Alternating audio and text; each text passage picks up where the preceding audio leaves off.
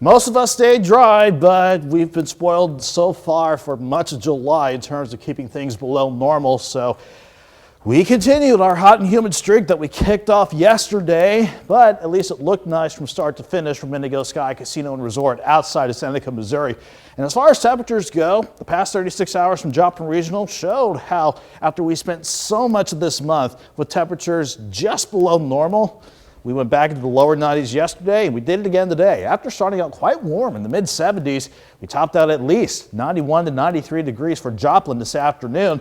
Even though it is still warm, it is still muggy. At least it looks nice with the setting sun contrasting against some clouds in the northern and northwestern horizon. But overall, we're calm in Joplin. But it doesn't feel so nice though. Still 82, the actual air temperature, but it feels like 88 with the dew point sitting at 74 degrees. Yeah, probably not ideal for outdoor plans, but thankfully these temperatures are trending downward after we hit the lower in the middle 90s today. 79 in Iola, 85 at Chanute, everybody else in the lower 80s, but you have to factor in the dew points, which certainly these are more familiar numbers. Anytime we get into the mid 70s, you don't need us to tell you it is soupy outside. Not only that, it makes it feel like it's still 93 in Chanute, 88 in downtown Joplin, 90 at Stockton Lake, 91 in Anderson. But everyone will drop back into the mid 70s overnight for a temporary break from the heat before we heat back up again tomorrow. Believe it or not, earlier this evening, I was keeping an eye on a rogue little thunderstorm in southern parts of Greenwood County, working into Elk County, but that storm fizzled out. We stayed dry for much of this evening, but look at this thin line of broken showers and storms just to the north. That is ahead of a front that won't quite work through, but this will play a role in our forecast for the next few days, including tomorrow.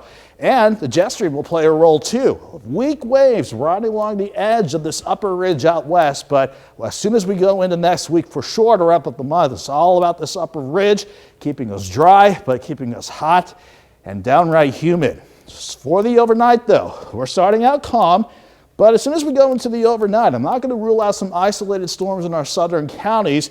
If these can materialize, they're not going to be too strong. Can't rule out some brief wind gusts around 40 miles per hour, maybe some brief heavy downpours. But most of us dry in the morning to start out with lows in the mid 70s.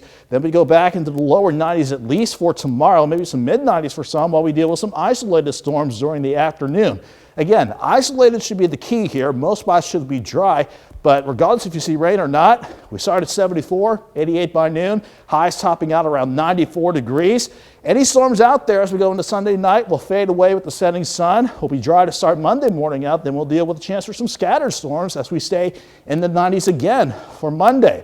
Now those are air temperatures. Rain or shine is going to be humid. It's going to feel like the triple digits between 100 and 105 for tomorrow afternoon. And after a little bit of a break from Monday, we'll be back into the upper 90s as we continue to head into the final week of July on a hot and humid note. 92 tomorrow, make that Monday, 93 Tuesday, and generally staying hot and humid with mid 90s from Wednesday to take us into Saturday, Mike. Thanks as always, Nick. And Nick, we've got